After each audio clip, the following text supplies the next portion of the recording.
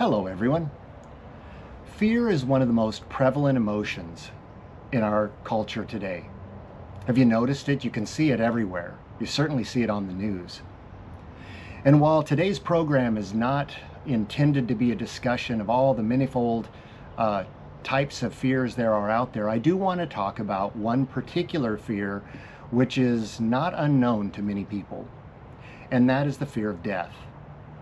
And in particular, I want to share with you an experience that I've had that brought me face to face with this very weighty fear. And what I learned through it, particularly what I learned about God's love and about what the Bible refers to as the plan of salvation. I came to understand it in ways that I could not have understood in any other way. If you enjoy the content being presented today, I want to encourage you to like this channel by clicking the thumbs up button. Subscribing would be awesome. It would let me know that this channel is valuable to you.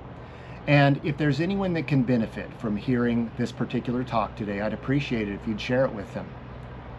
This is Reflecting on Truth, and I'm Jim Higgins. Thanks for watching.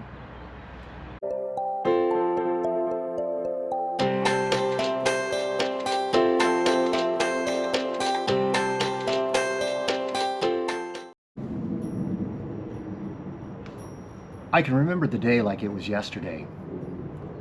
I was seated in a recovery room, still a little bit groggy from the anesthesia. I'd just undergone a surgical procedure known as an endoscopic retrograde pancreatography, or ERCP.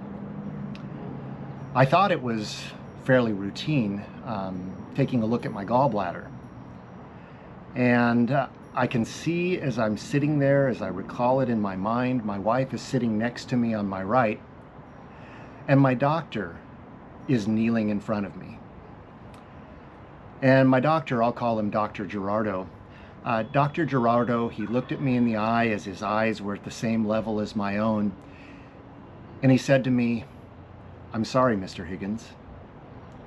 Now, we all know when a doctor begins a conversation with you with the words, "I'm sorry," what follows is probably not going to be good news. And in my case, it certainly wasn't. He continued by saying, "I'm sorry, Mr. Higgins. I have to inform you that you have a rare and little understood liver disease.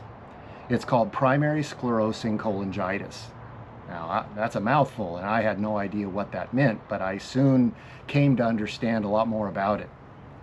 He went on to say that they don't know what causes this disease. They believe it's autoimmune in nature, and there's no medical treatment for it.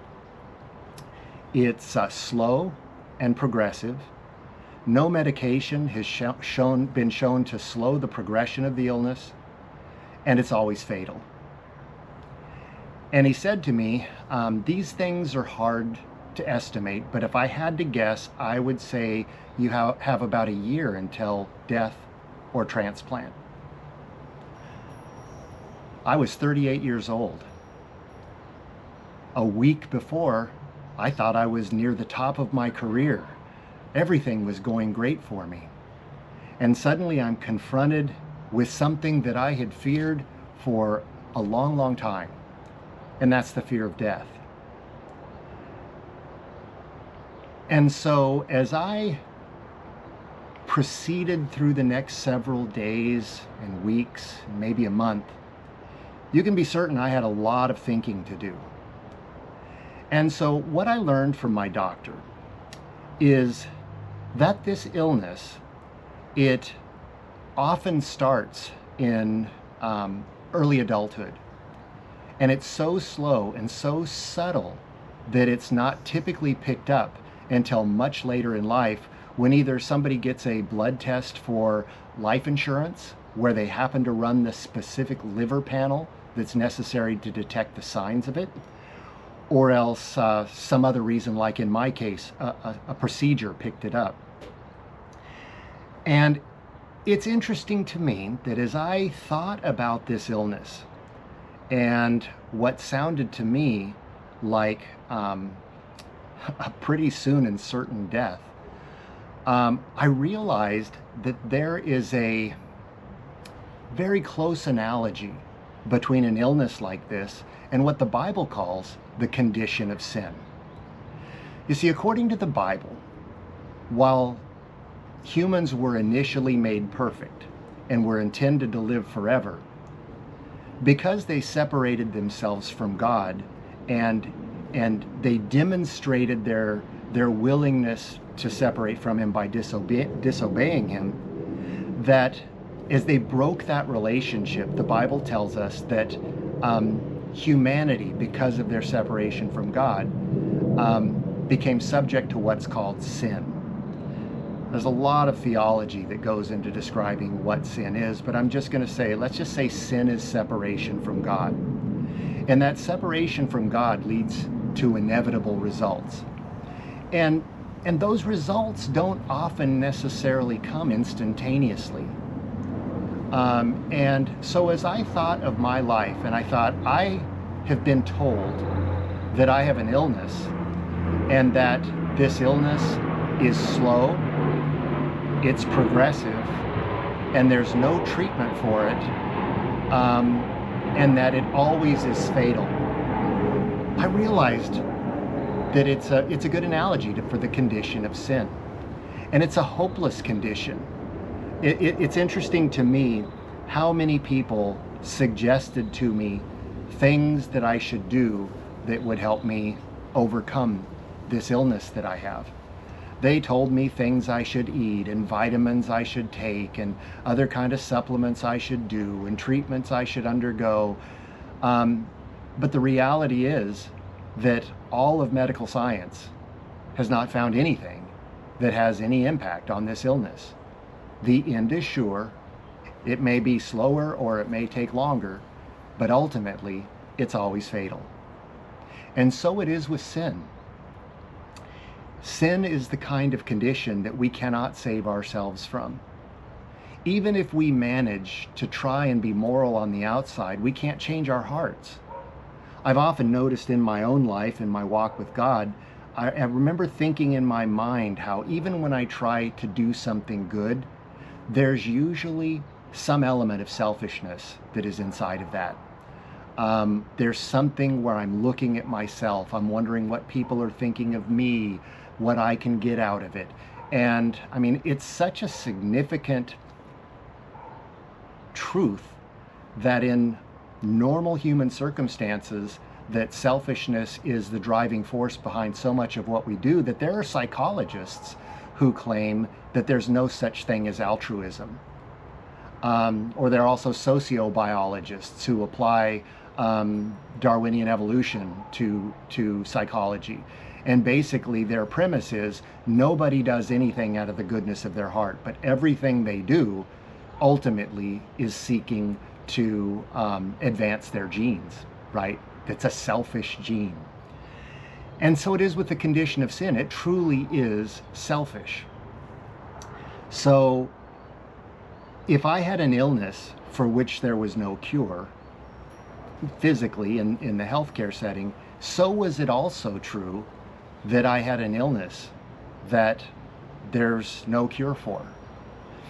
But when I go back to what my doctor originally told me, and if you listened carefully, you heard me say this.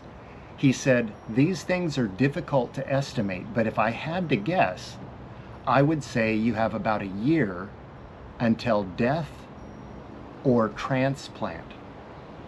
Now, that first time he said that, it kind of passed over my head because I didn't even really think about what that might mean. But essentially what he's saying is that you have an illness, and that illness has no medical treatment that'll cure it.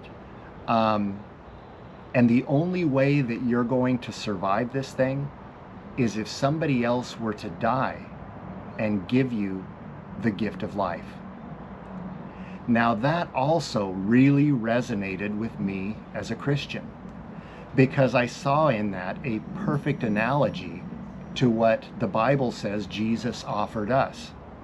That because of our separation from God and our sinful condition, There was no way for us to unify ourselves to God, to get back into union with Him. And so as a result, we needed somebody who could give us this a new life that would change our hearts. And it was remarkable to me, in the midst of fear and worry about my mortal life, I was beginning to realize that my diagnosis actually was kind of a blessing. Because where before I feared death, now every day I thought about my situation, and I lived every day in the hope that someone would give me a new life.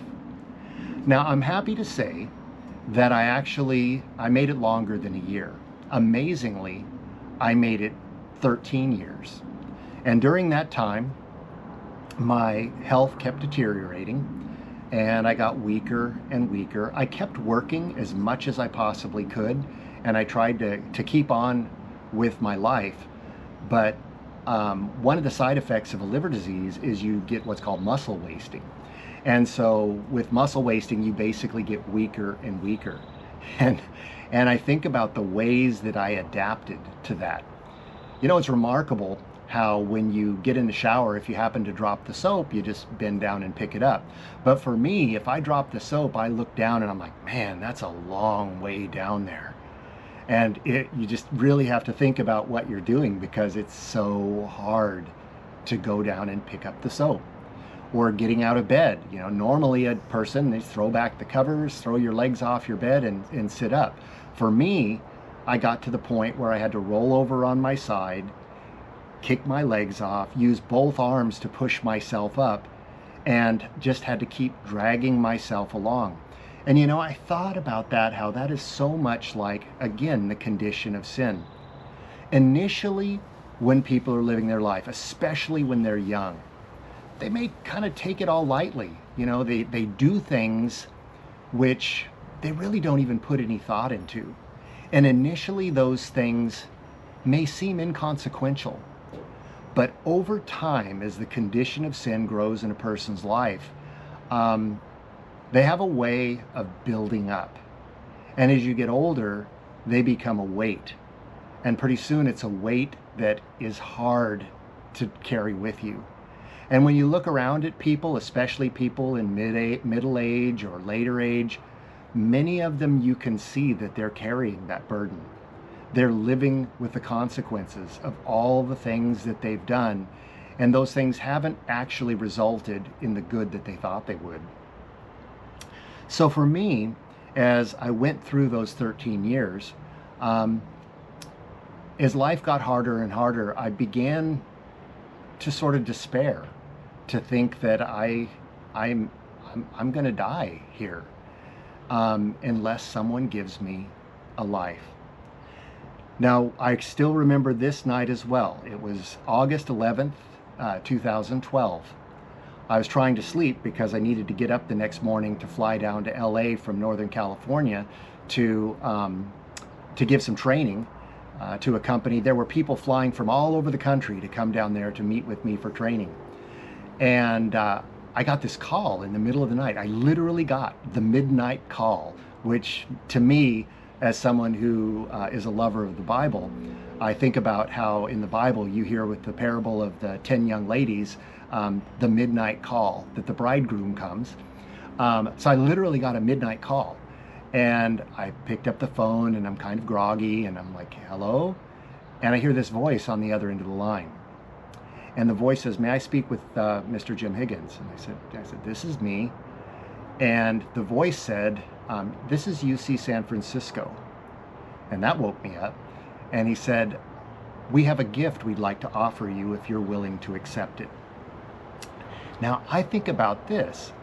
How similar is that to the offer that Jesus Christ makes to every single human being? He has a gift he'd like to offer. It's a gift of life. It's a gift of restoration. It's a gift that'll take away the sickness of sin that you are unable to be cured of any other way. The only caveat is you have to be willing to accept it. Now, you might think that I just jumped at it and said, absolutely, I'm willing to accept it. But you know, even when you're very, very sick and someone offers you such a transformative cure, you kind of have to stop and think about it. Because for me, I knew what tomorrow would bring. I knew that I was going to be suffering. I knew I was going to be tired and weak and all of that. I knew that was coming. But at least I knew what to expect. It's like my illness had sort of become an old friend, like a comfortable shoe. And to let go of it meant letting go of everything. And so it's not something you just jump into. And that surprised me, because you'd think that I would have been absolutely willing to let it go. But I thought about it for a few moments. To me, it seemed like a long time, but I'm sure it was just 5 seconds or something. And I said, yes, I would like to accept it. And so they told me the one thing I needed to do in order to receive this gift. They said, come. And that's all I had to do. So they said, you don't need to come tonight, come tomorrow morning. And so my wife and I drove down to UC San Francisco from Sacramento, California. And my only job to receive this new life was just to come and lay down and let someone else do all the work for me. And so as they rolled me in to the operating room, I went in one person. As I like to say it, I was Jim 1.0. I went into this operating room sick with an incurable illness. And because of the gift of a woman named Wendy, I woke up about 6 hours later in the intensive care unit, and the very first conscious thought I had was, I'm healed. Now, to be honest, I had, tube coming out of my neck, I had tubes coming out of my arms, I had a tube coming out of my abdomen, I had 77 staples across my abdomen, where I'd literally been opened up. And so I had a long road to go, but I knew I was healed. I could feel it. Literally, I could feel it. Even though I was not perfectly healthy, I knew that I had received a new life. And I didn't have to do anything. I couldn't have got this gift by paying money or by doing any other kind of activity. I got this purely out of the goodness of this woman's heart. And it's a remarkable experience. To be given a new life in that way revolutionized my understanding of the transaction that the Bible describes in the book of John in the New Testament, chapter 3, the rebirth experience. Because while I was still Jim, I was Jim Plus. I was Jim 2.0, because there is a significant organ in my body that performs over 300 separate critical chemical functions that is not who I originally was. I was a new person. And even though I had a long way to go, very quickly I was making progress. And as I lay in the ICU and I was thinking about this whole experience that I had up until that point, I thought about how, just like with my illness, people have an illness called sin. It's not curable. You can't treat sin. You have to remove it, and you have to replace it with something else. And so the condition of sin requires a savior. And when I received the gift, I had to be willing to accept it. I had to be willing to put my life in the hands of others and let them give me that which would allow me to live. In order for them to do it, they had to remove the disease from within me. And that's the remarkable thing with this organ transplant, is when they removed that liver, they removed the disease.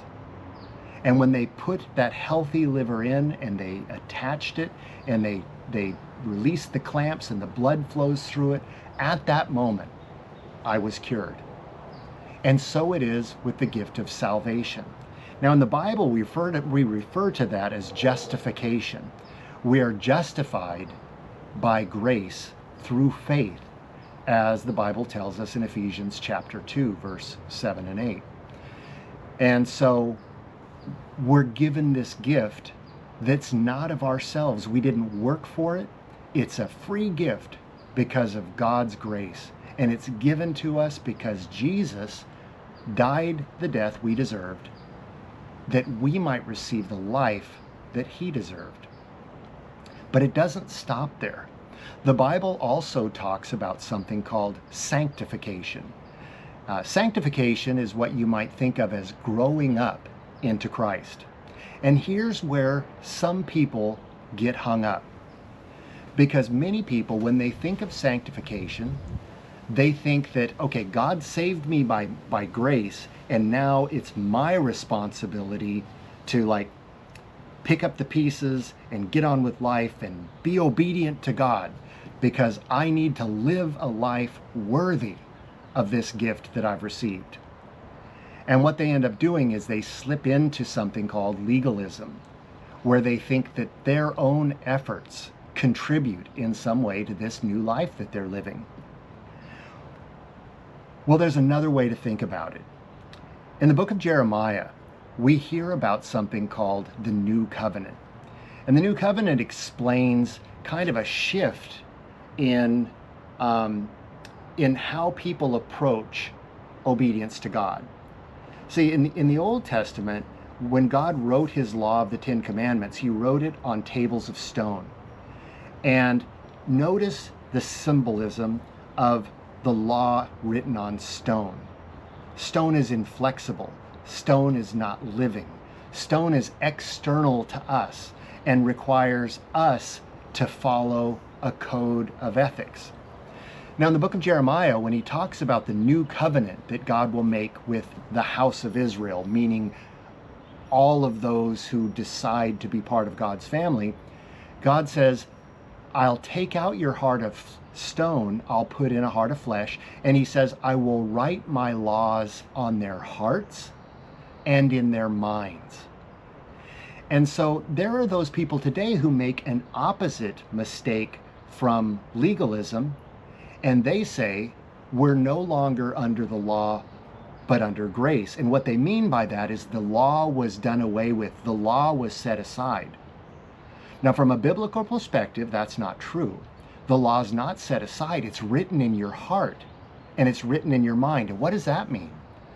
That means the law is now a part of you. And what is the law? Jesus tells us the greatest commandment in the law is to love God with all your heart, soul, and mind.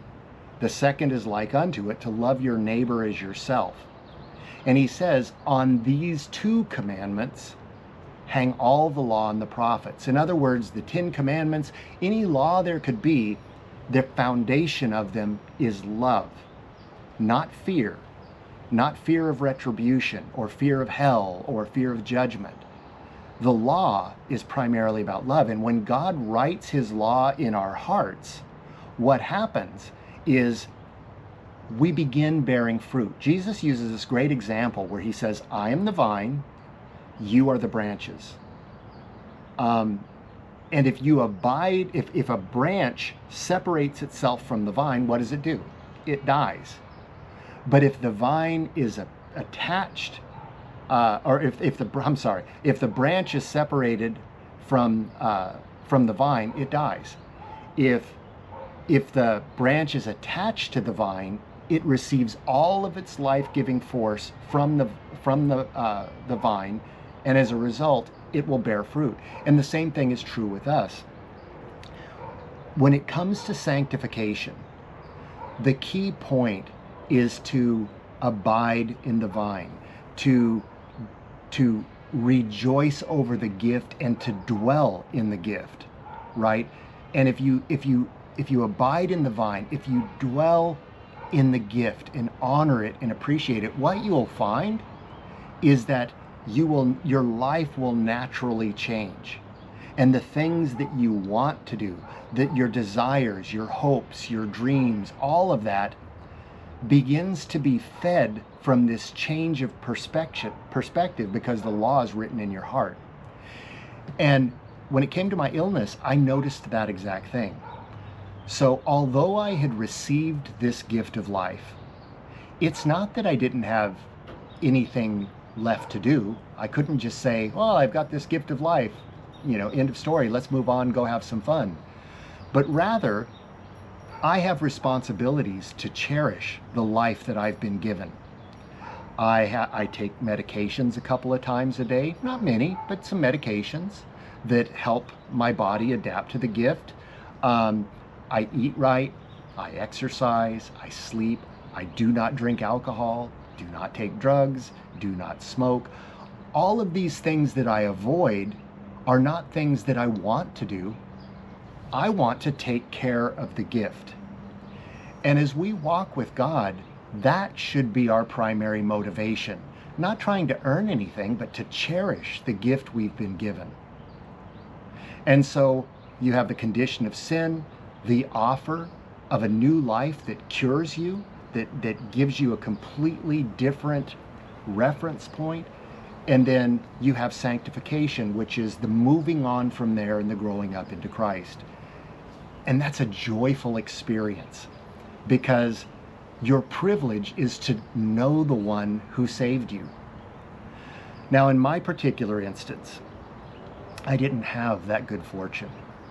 I remember one day I went to the mailbox and I pulled out a manila envelope and I found it was from UC San Francisco. And I remember thinking to myself, this is a patient satisfaction survey. They want to know how they've done. So I went in the house and I opened this manila envelope and I slid out the contents, and the very top had a picture of a woman. And she was just smiling the nicest smile. And she was standing in front of a lighthouse. And it hit me like a train. This is the woman to whom I owe my life. And her name was Wendy. I looked into those eyes and I just had this overwhelming sense of gratitude that she made it possible for me to do all the things I've done since my transplant. It's been almost 13 years. And all of that was made possible by the gift of this lovely woman. Included with the package, in addition to the picture, was information that her family had written about her, examples of things that she had done. And it turned out that Wendy was a remarkable woman.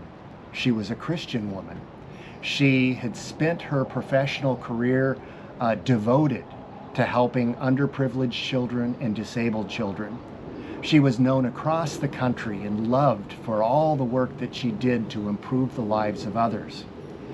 She made such an impact in Nevada, where she lived, that the governor of Nevada, in early January of that year before she died, actually signed a proclamation designating a day in January, Wendy, I'll say Wendy Smith Day.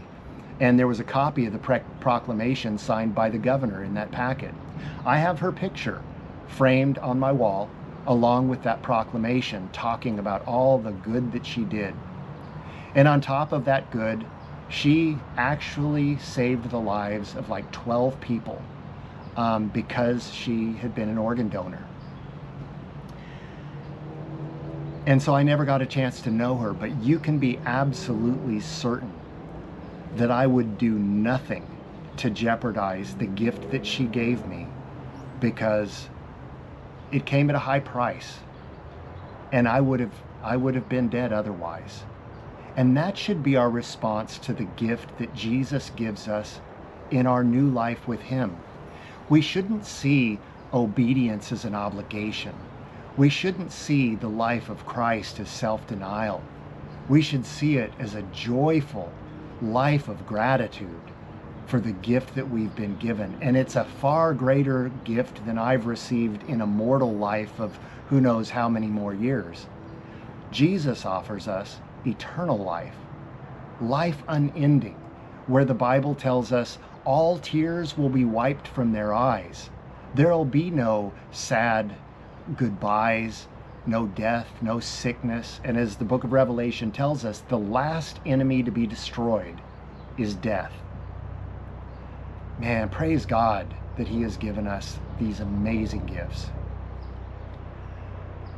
I want to encourage you, if you have not found a living relationship with Jesus, please ask Him to show you how to do it. You can reach out to me on my channel. I'd be happy to communicate with you.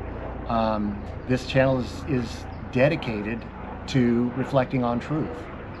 And I also want to encourage you, if you're not an organ donor, to please consider becoming an organ donor. You know, we look at people in the military that if someone lays down their life for a handful of their comrades, we call them a hero. And they are heroes. And yet, when someone makes it possible for a dozen or more people to have their lives completely revolutionized in the event of someone else's untimely death, they're heroes every bit as much.